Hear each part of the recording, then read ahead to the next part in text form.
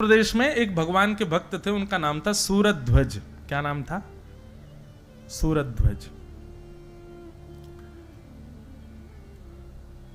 शंडीला एक जगह है, वहां के वे निवासी थे।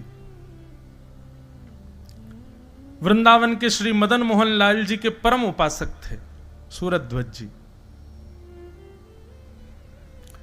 तो सूरध्वज जी एक बार मन में विचार कर रहे थे, बोले कि क्या करें, ठाकुर जी की बड़ी याद आ रही है, लेकिन काम बहुत है, अभी मैं जा नहीं पाऊंगा। बहुत ध्यान से सुनिएगा। तो सूरध्वज जी ने क्या किया, देखा कि गन्ने की खेती हो रही है और गन्ना अब कट करके रस का गुड़ बनाया जा रहा है। उत्तर प्रदेश में, मध्य प्रदेश के भी कई क्षेत्रों में गन्ने का गुड़ बहुत बढ़िया बनता है। तो बड़ा ताजा ताजा गुड़ बन रहा था सब जगह।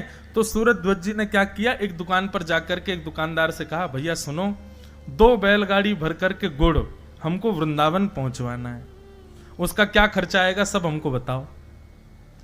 दुकानदार बोले महाराज, इतना सारा गुड़ आप संडीले से वृंदावन भेजोगे बैलगाड़ियों में भर करके, बहुत पैसा लगेगा। इससे बढ़िया तो किसी आदमी को धन देकर के, आधा धन देकर के आप वृंदावन भेज दो, वृंदावन में भी गुड़ मिलता है, वहीं से खरीद के ठाकुर जी को निवेदित कर देंगे। सूरध्वज जी बोले नहीं, मैं प्रेम करता हूं ठाकुर जी से, ठीक है कि गुड़ वहां भी मिलता है, लेकिन मैं वहां से भेजूंगा जहां मैं रहता हूं, यही तो प्रेम का स्वरूप है। मिठाइयां तो दुकानों पर मिलती हैं ठाकुर जी के लिए, लेकिन वास्तविकता बता रहे हैं, आप दुकानों से मिठाई खरीद के ठाकुर जी का भोग लगाने ले जाते हो, ठाकुर जी उसको देख करके कहते होंगे हाँ ठीक है लाओ धर दो, लेकिन जब अपने घर में स्वयं रसोई में बना करके लेके जाते होगे ना, ठाकुर जी मानो जैसे जीभ चाटते होंगे, बल्ला अल्लाह क्या भैया घर से बना के लाए हो। अपने प्रेम में अपनी वस्तु प्रदान की जाती है, अपनी समीप की वस्तु दी जाती है, भले ही उसमें फिर खर्चा कितना भी हो। सूरध्वज जी ने बढ़िया सुंदर गुड़ बैलगाड़ियों में धरवा करके भिजवाया और गुड़ की बैलगाड़ी पहुंची अर्धरात्रि में वृंदावन। और जैसे ही वृंदावन पहुंची, मदन मोहन जी के मंदिर के बाहर मंदिर बंद हो चुका था। पुजारियों ने कहा, बोले भैया सुबह तक प्रतीक्षा करो, सुबह मंदिर खुलेगा तब गुड़ भीतर जाएगा। लेकिन भीतर बैठे मदन मोहन लाल जी बेचैन हो गए, और जैसे ही पुजारी जी सोने के लिए गए, मुखिया जी शयन में गए, स्वप्न में श्री मदन मोहन लाल जी प्रकट हो गए और रोने लगे। मुखिया जी बोले, जय जय कहा भयो, आप रो क्यों रहे हो, कोई पीड़ा? बोले ना है, मेरो बहुत जोर से गुड़ खावे को मन कर रहा है। बोले जय जय, अभी संडीले से गुड़ आए हैं आपके लिए, लेकिन सुबह तक ने प्रतीक्षा कर लो, अब तो रात्रि शयन को समय है गयो है, सुबह 4 बजे आपकी मंगला होगी, मंगला के बाद मैं पहले गुड़ को ही भोग लगाऊंगा, गुड़ की कोई बढ़िया सामग्री बना के आपको पवाऊंगा। मदन मोहन लाल जी स्वप्न में और जोर जोर से रोने लगे। बोले मैं 4 दिन से प्रतीक्षा कर रहे हो या गुड़ की, आज बेचारो जैसे तैसे यहां पहुंचो रात्रि में, अब तुम मुझसे और प्रतीक्षा करवे की कह रहे हो, तुम कह रहे हो सुबह तक और प्रतीक्षा करूं मैं। अगर तुम मेरे सच्चे प्रेमी हो तो अभी आओ, मंदिर खोलो, गुड़ भीतर लाके खीर बनाओ गुड़ की, मुझको अभी पवाओ। इसको कहते हैं रास, ये रस नहीं है। अपने भक्त की प्रेम स्थिति को ठाकुर जी स्वीकार करने के लिए लालायित हों, उसको रास कहते हैं।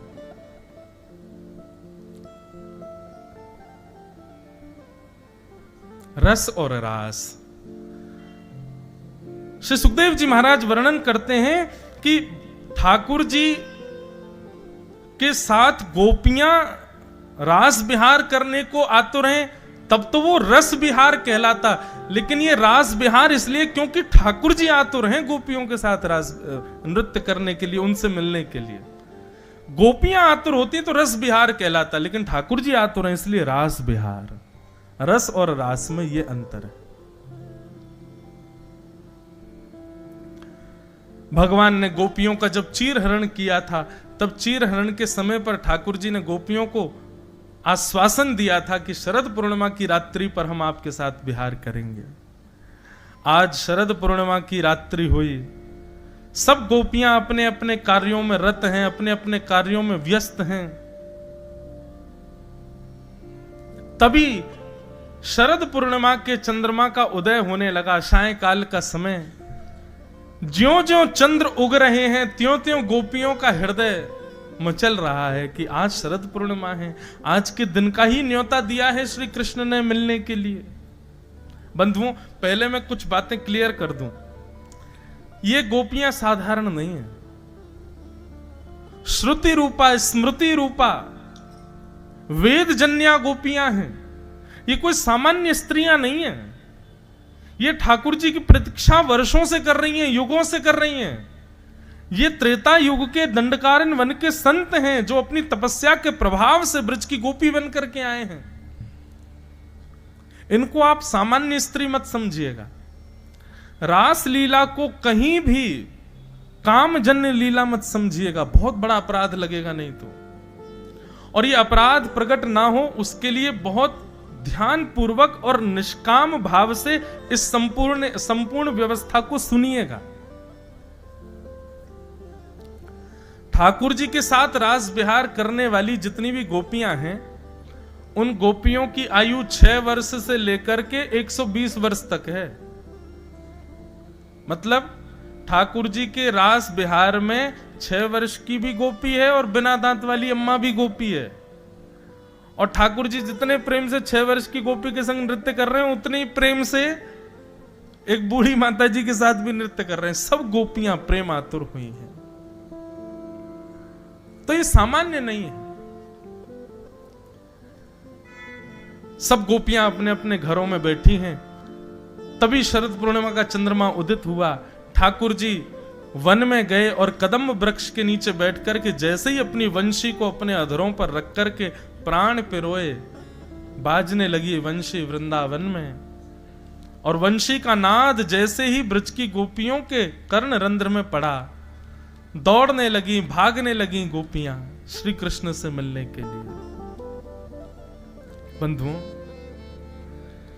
वंशी तो सबको सुनाई दे रही है, लेकिन उस वंशी में आमंत्रण केवल उनको सुनाई दे रहा है जो कृष्ण प्रेम में उन्मुक्त है।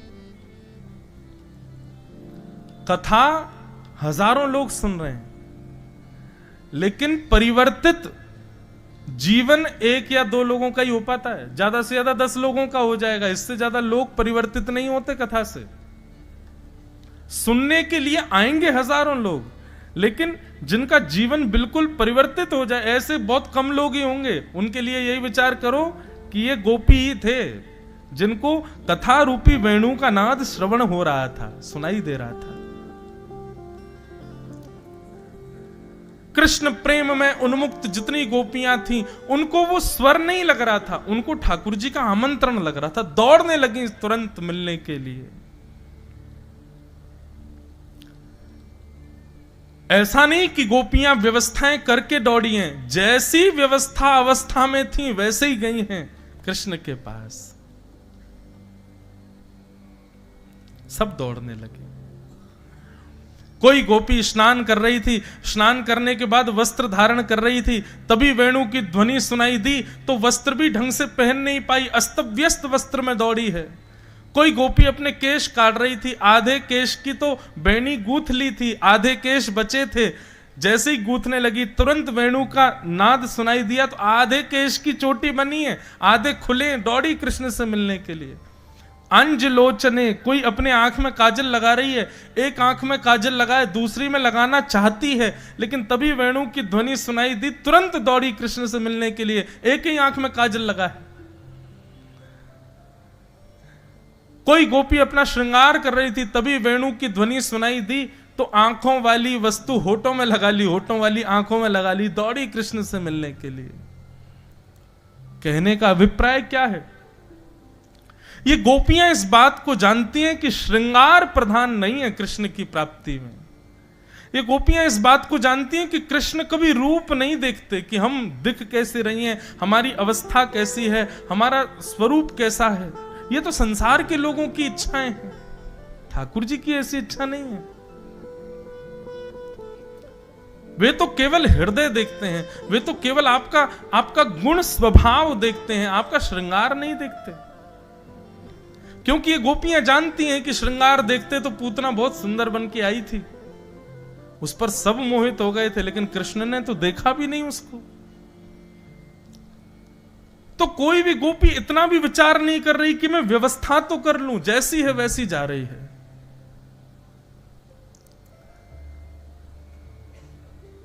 सब गोपियां पहुंच गई वन में। असंख्य लाखों गोपियां सामने खड़ी हैं। कदम वृक्ष के नीचे श्री कृष्ण बैठ करके वेणुनाद कर रहे हैं, वेणु रव कर रहे हैं। तभी ठाकुर जी ने नेत्र खोल करके देखा तो जहां तक दृष्टि जा रही थी सब गोपियां, और अस्त व्यस्त हैं गोपियां। किसी के केश खुले हैं, किसी के नेत्रों की दशा विचित्र है, किसी का श्रृंगार विचित्र है, किसी के वस्त्र विचित्र हैं।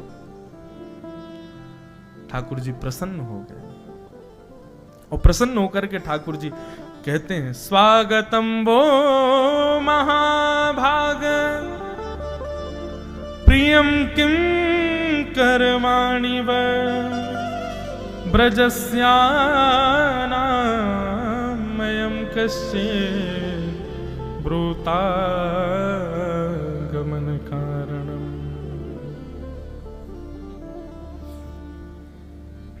सब गोपियां खड़ी हैं और ठाकुर जी कह रहे हैं, स्वागतम स्वागतम स्वागतम, आइए आइए आइए, आप सबका स्वागत है। वृतागमन कारणम, आप सबके आने का कारण जान सकता हूं मैं? एक तो किसी को निमंत्रण पत्र देना, निमंत्रण पत्र के बाद फिर उसको कॉल करके बुला लेना, और बेचारा व्यक्ति आपके दो दो निमंत्रणों पर आ जाए तो उससे यह पूछना कि तुम कैसे आए। कितना कष्टदायी हो गया ये। और वो भी कोई सामान्य व्यक्ति नहीं, जिसके लिए आप मर मिटने को तैयार हो, वो ऐसा करे तो कितना कष्ट होगा।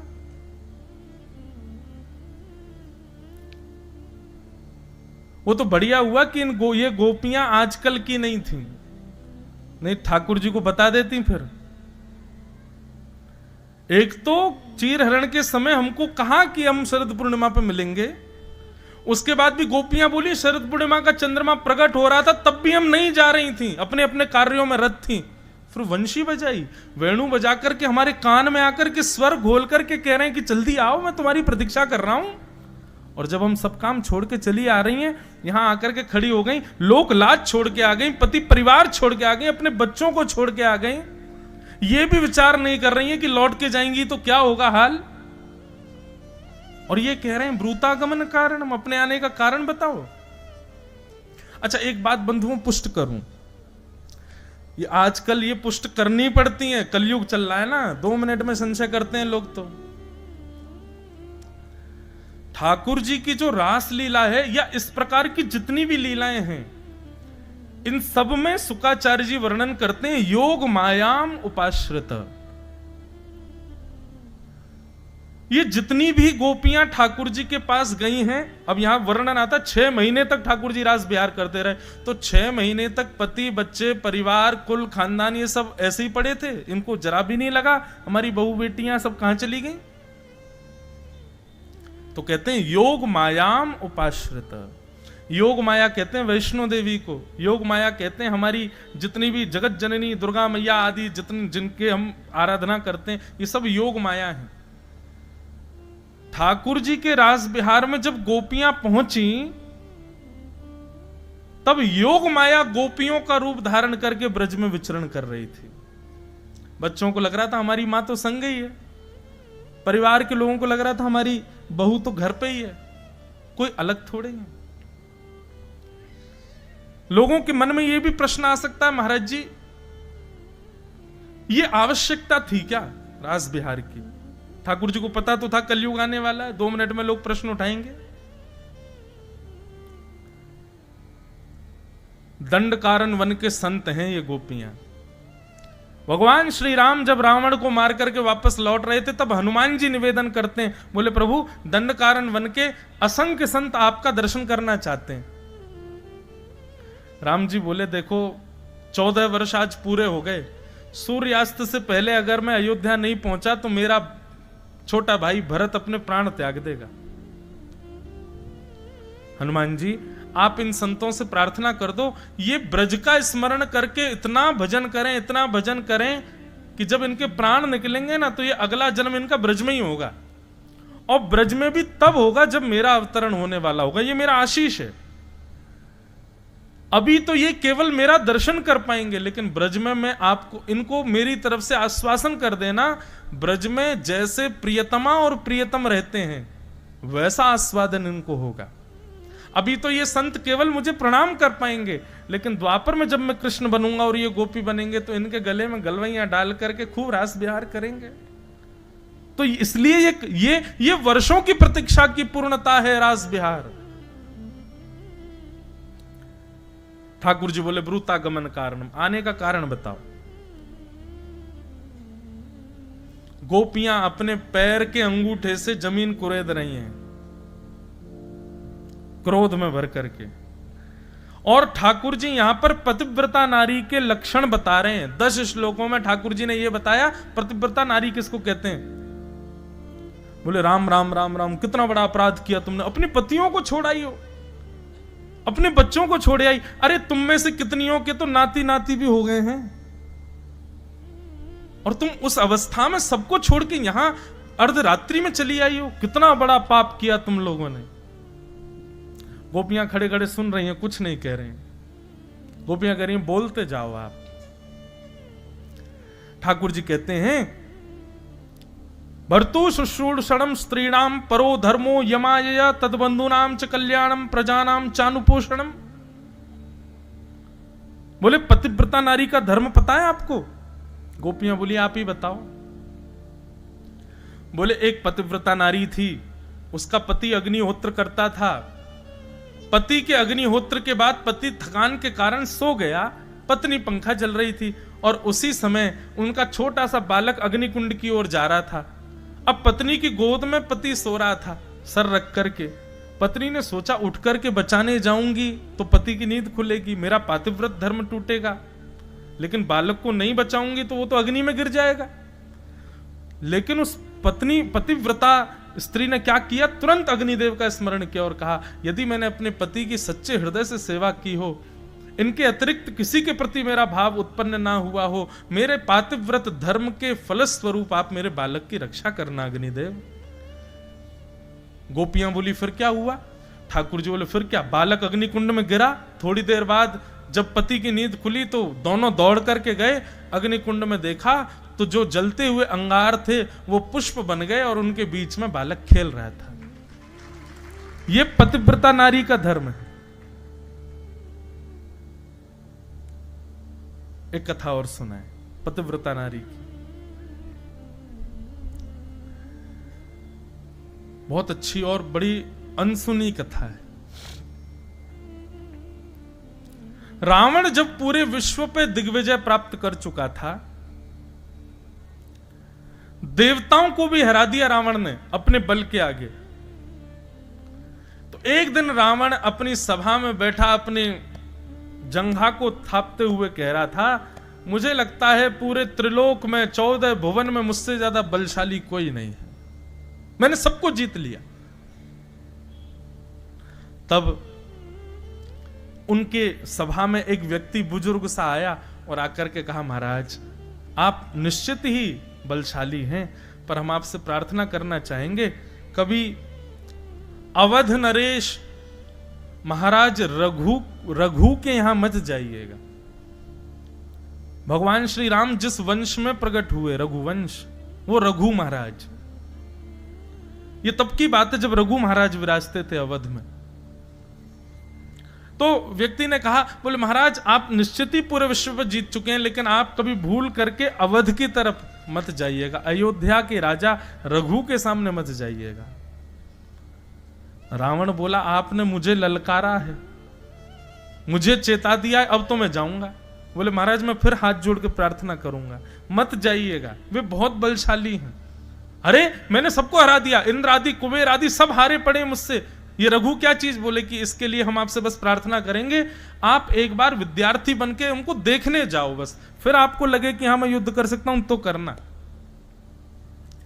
तो रावण विद्यार्थी बनकर के रघु महाराज के पास गया। तो रघु महाराज संध्या कर रहे थे सरजू जी के तट पर बैठ करके। संध्या में निधान होता है बंधुओं, हाथ में जल लेकर के ऐसे अघमर्षण का जल हाथ उठा करके पीछे की ओर डाला जाता है। कहते हैं कि वो जल यदि वृक्ष पर भी गिर जाए तो पूरा वृक्ष सूख जाएगा, इतना बलशाली होता है अघमर्षण का जल। तो महाराज रघु जब अघमर्षण का जल सिद्ध कर रहे थे, उसी समय उनके चिंतन में आया कि दक्षिण भारत के किसी ब्राह्मण के यहां एक गौ माता बंधी हुई है और उस गौ माता पर एक शेर आक्रमण कर रहा है और वो ब्राह्मण त्राही माम करके रक्षमाम करके चिल्ला रहा है, कोई रक्षा करो, कोई रक्षा करो।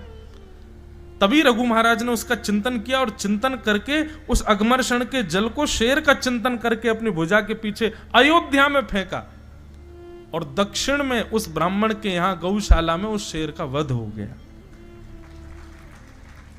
ये थे महाराज रघु। रावण ने जब ये दृश्य देखा, रावण दौड़ करके गया, बोले महाराज आपने अभी अभी कुछ किया है, ये अघमर्षण का जल आपने जो पीछे फेंका, निश्चित ही मुझे जो विस्फोट की आवाज आई थी उससे ऐसा लगता है कि आपने किसी का वध किया है।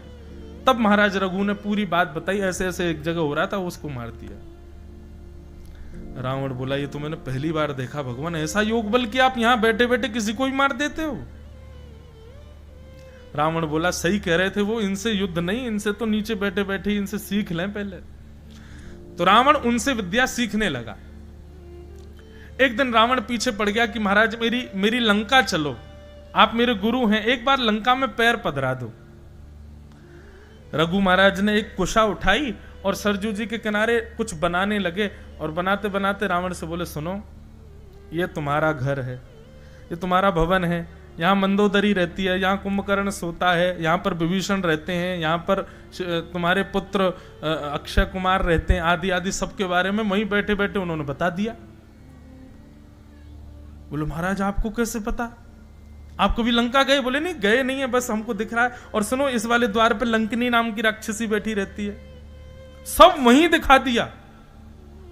रावण बोला जय हो भगवान, आप दिव्य हैं प्रभु, मेरी लंका चलो, मेरी लंका में चरण पद। बहुत जिद की तो गलती से रघु महाराज का हाथ उस नक्शे के एक कोने में पड़ गया। रघु महाराज बोले राम राम राम, जे क्या हो गया?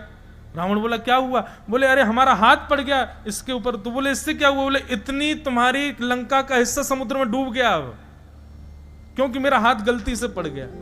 रावण दौड़ करके लंका गया तो वास्तव में उतना टुकड़ा डूब रहा था समुद्र में। रावण बोला कि भाई ये रघु तो साधारण नहीं है, युद्ध करना तो दूर की बात है, ये तो कहीं पे भी कुछ भी कर सकते हैं, मुझे भी मार सकते हैं। तब रावण ने पूछा कि रघु महाराज की बल का कारण क्या है। तब एक संत ने आकर के बताया, बोले रघु महाराज स्वयं भी वेदज्ञ हैं, स्वयं भी गुरुनिष्ठ हैं, पर उनसे भी ज्यादा उनकी पत्नी, वो गुरुजनों को प्रणाम करती हैं, वो सेवा करती हैं, यज्ञ करती हैं, सब करती हैं और पतिव्रता धर्म का पालन करती हैं। इनकी पत्नी के पातिव्रत धर्म का बल रघु महाराज को मिला हुआ है। रघु महाराज को मारने का केवल एक तरीका है, इनकी पत्नी का पातिव्रत धर्म जब टूटेगा तभी आप इनके ऊपर आक्रमण कर सकते हैं। रावण बोला हम राक्षस हैं, इतना तो हम पे आता है, हम रघु का रूप धारण करके जाएंगे और इनकी पत्नी का पातिव्रत धर्म तोड़ देंगे। रघु महाराज किसी कार्य से बाहर गए थे, रावण रघु का रूप धारण करके अयोध्या आ गया और जैसे ही भवन में प्रवेश किया, रघु महाराज की पत्नी के सामने जाकर के पैर पर पैर रख करके रावण जैसे ही बैठा, उसके नेत्र और उसकी चाल ढाल से पत्नी समझ गई थी कि ये रघु नहीं है, ये रूप धारण करके है। तुरंत सैनिकों को आज्ञा की बंदी बना लो इसको।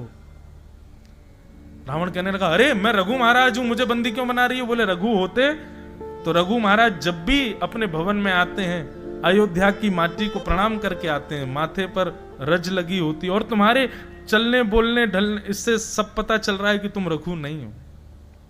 बंदी बना लिया। अब रघु महाराज जब लौट करके आए, जब उनको पता चला कि उनके शिष्य रावण ने ऐसा किया, तुरंत रावण को सामने बांध दिया, बोले लाओ मेरे बाण और तरकश, इसका वध करता हूं मैं। जैसे ही उन्होंने बाण लेकर के रावण का वध करना चाहा, तभी ब्रह्मा जी प्रकट हो गए। बोले भगवान, आप ठाकुर जी की लीला को क्यों खत्म कर रहे हो? भगवान, आपकी भक्ति और आपकी गृहिणी की भक्ति से ठाकुर जी इतने प्रसन्न हैं कि उन्होंने वचन दिया है कि त्रेता में मेरा जो अवतार होगा, मैं रघु महाराज के वंश में ही आऊंगा। और रघु महाराज जी से कह दीजिए कि रावण को ना मारें। जिस बाण को इन्होंने धनुष पर ताना है, इस बाण को ब्रह्मा जी रख लें अपने पास। जब रावण का वध होगा तब इसी बाण से मैं रावण को मारूंगा। फिर आगे लंबी कथा है। राम जी जब रावण को मारने के लिए गए, खूब बाण मारे, नहीं मरा। तब विभीषण जी ने बताया, बोले महाराज ऐसे ऐसे बात है, रघु महाराज जिसको मारने वाले थे वो बाण ब्रह्मा जी को रघु महाराज ने दे दिया था। फिर रावण ने तपस्या की और तपस्या करके ब्रह्मा जी को प्रकट किया। ब्रह्मा जी प्रसन्न होकर के बोले वर मांगो, क्या चाहिए? बोले रघु महाराज ने जो बाण आपको दिया है वो मुझको दे दो, उसमें मेरे प्राण हैं। ब्रह्मा जी बोले यार ये तो तुमने फंसा दिया हमको। और ब्रह्मा जी को ना चाहते हुए वो बाण रावण को देना पड़ा। रावण ने वो बाण अपनी किसी प्रिय स्थान पर छिपा रखा, ये किसी को नहीं पता कि वो कहां है।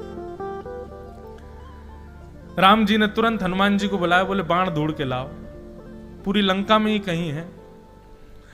हनुमान जी बोले भगवान, मुझे ऐसा लगता है कि कितना भी बड़ा क्रूर व्यक्ति क्यों ना हो, अपनी मूल से मूल्यवान वस्तु अपनी पत्नी को देता है। मुझे ऐसा लगता है मंदोदरी के पास बाण होगा। राम जी बोले युक्ति लगाओ, लेके आओ। सोई महाराज हनुमान जी नन्हे से बौने ब्राह्मण बने और त्रिपुंड आदि लगा करके, और महाराज हाथ में वेद लेकर के सीधे मंदोदरी के पास पहुंचे। मंदोदरी के पास पहुंच करके ब्राह्मण देवता आशीर्वाद देने लगे, सौभाग्यवती भव, सौभाग्यवती भव। मंदोदरी कहने लगी, काय बात का सौभाग्य? मेरे पति को इतने बाण मारे जा रहे हैं और आप कह रहे हैं सौभाग्यवती भव। अब मैं विधवा होने वाली हूं और आप कह रहे हैं सौभाग्यवती भव। हनुमान जी बोले अरे देवी, तुम भूल गई क्या? रावण के प्राण तो एक बाण में रहते हैं और वो बाण तो रावण ने कहीं छुपा रखा है। जब तक वो नहीं मिलेगा राम जी को, तब तक कैसे मरेगा रावण? तुम क्यों डरती हो? मंदोदरी को याद आया। मंदोदरी हंस करके बोले अरे हाँ हाँ हाँ भगवान, अरे मैं तो भूल ही गई थी। वो बाण तो मेरे ही कक्ष के जो है खंबे में ही तो रखा है, मैं रोज उसकी पूजा करती हूं। और मंदोदरी जाकर के उस खंबे से लिपट गई। इतने में हनुमान जी ने अपना रूप धारण किया, एक मुष्टिक प्रहार की खंबा तोड़ के बाण निकाल के ले गए, जाके राम जी को दे दिया, लो मार दो भगवान। राम जी ने चढ़ा करके उसका वध कर दिया। ये दक्षिण की एक रामायण है, उसमें ये कथा वर्णित है। तो पूरी कथा का कारण क्या था? पातिव्रत धर्म। पतिव्रता नारी सामान्य नहीं होता है, उसमें बहुत बल है। पत्नी के भजन में भी बल बढ़ता है, पति के कार्यों में भी बल बढ़ता है। ठाकुर जी कह रहे हैं पतिव्रता नारी के धर्म है, और तुम सब अपने पतियों को छोड़ के यहां चली आई हो। बंधुओं, ये नियम है ठाकुर जी का। जब आप भक्ति पथ पर आएंगे तो आपको संसार के विषयों को ठाकुर जी आपके सामने प्रस्तुत करेंगे कि इसको भोग लो, ये तुम्हारे लिए है। आपने यदि उसको भोग लिया तो आप पथ से भ्रष्ट हो जाओगे। इसलिए भक्ति पथ पर चलते समय संसार के कितने भी विषय आए, उनको ठाकुर जी के द्वारा परीक्षा समझ करके त्याग कर देना, उसको सेवन मत कर लेना। ठाकुर जी लोभ दे रहे हैं गोपियों को, मानो कि ये पाप समझ करके वापस तो भी चली जाएंगे, लेकिन गोपियां नहीं गई। पतिव्रता नारी के खूब धर्म समझाए ठाकुर जी ने। जब ठाकुर जी बोलते बोलते थक गए, तब गोपियां बोली हो गया आपका, अब हम बोलें कुछ? भगवान बोले हाँ बोलो। तब गोपियां कहती हैं चित्तम सुखेन भवतापहतं ग्रहेषु यन्ने विशत्युत्करावपि गुह्यकृत्ये पादौ पदं न चलतस्तव पादमूला यामः कथं ब्रजमथो करवाम किं वा। नाथ, आप हमें व्यभिचारिणी मत समझिए कि हम अपने पति का, बच्चों का त्याग करके आई हैं तो शायद हम व्यभिचारिणी हो, हमारे मन में कोई दूषित भाव हो, आप ऐसा मत समझिए भगवान। हमारा प्रेम है आपसे, और वो प्रेम कैसा है कि आप हमको कभी मत मिलो, हमको कभी मत दिखो, हमसे कभी मिलने मत आओ, हमारे सामने कभी मत आओ, पर हम आपकी हैं, आप हमारे हैं, ये विश्वास सदैव हमारे चित्त में प्रकट रखो। ऐसा प्रेम है हमारा। आप यदि हमें त्याग देंगे, चले जाएंगे, जीवन भर लौट करके नहीं आएंगे, हम तब भी आपसे प्रेम करेंगे। हमारा प्रेम आपको कभी परेशान नहीं करेगा भगवान। आप हमको व्यभिचारिणी मत समझो। नाथ, आप कहते हैं कि हम वापस चली जाएं, ठीक है, चली जाएंगी हम, लेकिन हमारी एक वस्तु आपके पास है, वो हमको वापस कर दो। ठाकुर जी बोले, मेरे पास क्या है आपका? बोले, हमारा मन आपके पास है। चित्तम सुखेन भवता पहितम गृहेषु। हमारा चित्त आपके पास है, हमारा मन आपके पास है। नेत्र बंद करती हैं, चलती हैं, फिरती हैं, कुछ भी करती हैं, 24 घंटे आपका चिंतन रहता है मन में। या दो हनने बहनने मथनो पलेप प्रेंखें खनार भरुदितो क्षणमार जनादो। 24 घंटे आपका चिंतन चला रहता है भगवान, क्योंकि चित्त आपके पास है। वो चित्त हमको वापस कर दीजिए। आपकी स्मृति आएगी नहीं तो हम घर के कार्य कर पाएंगे, अपने पति की सेवा कर पाएंगे, बच्चों का पालन कर पाएंगे। प्रभु, अब दो ही उपाय हैं आपके पास, या तो हमको स्वीकार करो या फिर हमारा चित्त हमको वापस कर दो। जब गोपियों ने यह बात कही कि हमारा चित्त आपके पास है,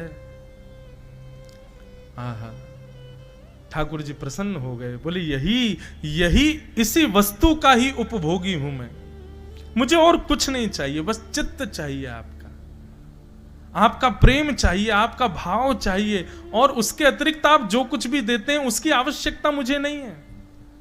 और जब गोपियों ने इस बात को प्रमाणित कर दिया कि हमने अपना चित्त आपको दिया है, ठाकुर जी बोले, अब मैं आपको स्वीकार करूंगा।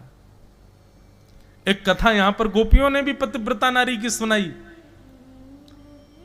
क्या कथा? गोपियां बोली, ठाकुर जी आपने पतिव्रता नारी की एक कथा सुनाई, हम भी एक कथा सुनाए। भगवान बोले, सुनाओ। बोले, एक पतिव्रता नारी थी, उसके पति के ब्याह के बाद कहीं विदेश में नौकरी लगी, वो विदेश चला गया। पत्नी बोली, तुम्हारे बिना मैं कैसे रहूं? तो पत्नी को अपने जैसी एक आकृति, एक मूर्ति देके चला गया। बोले, जब तक मैं ना हूं, इस मूर्ति को ही मेरा रूप मानो और इसी के साथ रहो। 5 वर्ष बाद, 5 वर्ष तक वो कन्या उस मूर्ति को ही पति मान के रहती है। 5 वर्ष बाद जब असली पति द्वार पर आया, गेट खटखटाने लगा, ठाकुर जी बताओ अब उसको क्या करना चाहिए? वो मूर्ति वाले पति के पास बैठी है, उसका त्याग कर दे, द्वार खोले, या फिर असली पति जो द्वार पर खड़ा उसको खड़ा रहने दे? 5 वर्षों से जो पति साथ है उसी के साथ रहे, क्या करना चाहिए बताओ? ठाकुर जी बोले, भाई जब असली पति द्वार पर खड़ा है तो तुरंत उठ करके जाना चाहिए, द्वार खोलना चाहिए, मूर्ति वाले पति का त्याग करना चाहिए। गोपियां बोली, आपके उत्तर में ही हमारे संशय है, संशय की निवृत्ति है। नाथ, आप वो पति हैं जो सदा से हमारे हैं, लेकिन कुछ दिनों के लिए संसार के निर्माण में इतने व्यस्त थे कि हमें मूर्ति वाले पति दे दिए। अब उनके साथ हम रह रही हैं, सब क्रिया कर रही हैं, लेकिन जब आज कृपा करके आप प्रत्यक्ष हमें दिख गए हो, मिल गए हो, हमारे सामने आ गए हो, हमारी भक्ति की कृपा से, हमारी साधना के बल पर आप जब हमें पुनर्प्राप्त हो गए हो, तो हम क्यों उसके साथ रहें? हम तो आपके संग रहेंगे, आप ही सर्वस्व। क्यों? क्योंकि आपके मिलन के बाद वो पति नहीं है, वह भी एक पत्नी है, और उसके पति भी आप हो, आप जगतपति हो।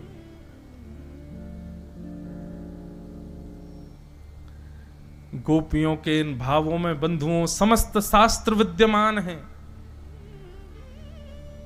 जगत नियंता, जगदाधार, त्रिलोकीनाथ, जिनके आगे वेद भी थरथर कांपते हैं, वो भी मौन होकर के गोपियों की बात सुन रहे हैं। गोपियों के इस भाव में जब ठाकुर जी ने झांक करके देखा तो निष्कामता का जब दर्शन हुआ, तब ठाकुर जी ने अपने आप को सहज कर दिया। ये कामजन्य नहीं है गोपियों का प्रेम। भगवान गोपियों के साथ रास करने लगे। रास का मतलब क्या है? लाखों गोपियां हैं, कृष्ण एक हैं। किसी गोपी के पास जाते हैं, उस गोपी से पूछते तुमने कुछ खाया? नहीं खाया। ठाकुर जी उसको कुछ पवाने लगते हैं। तुमने कुछ पिया? नहीं पिया। ठाकुर जी अपने हाथ से जल पिलाते हैं।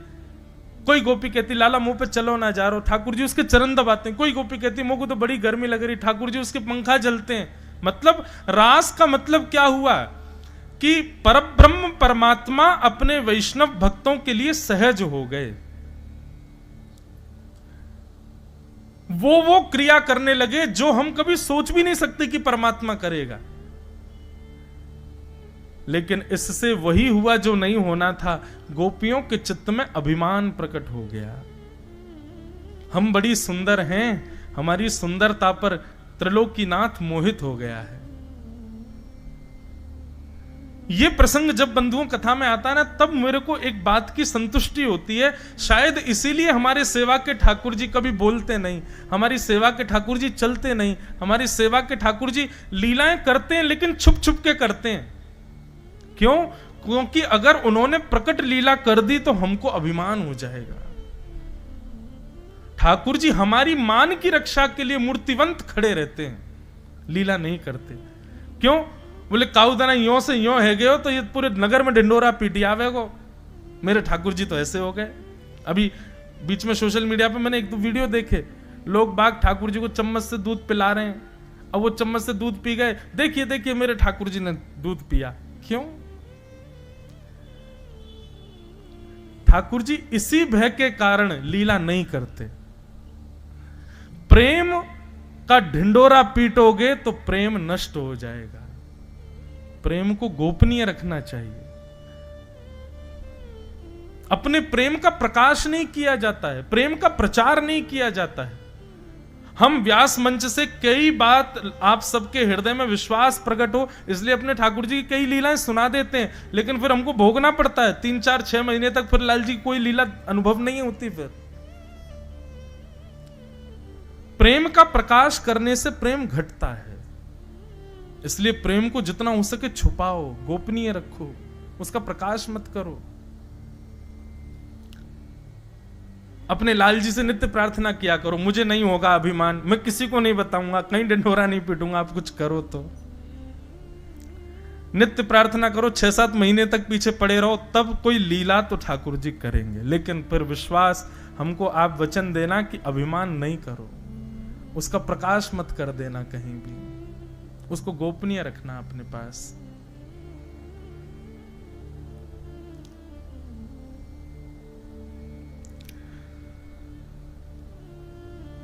हमारे मान की रक्षा के लिए ठाकुर जी मूर्तिवंत रहते हैं, स्थूल बन के रहते हैं कि कहीं हमको अभिमान ना हो जाए।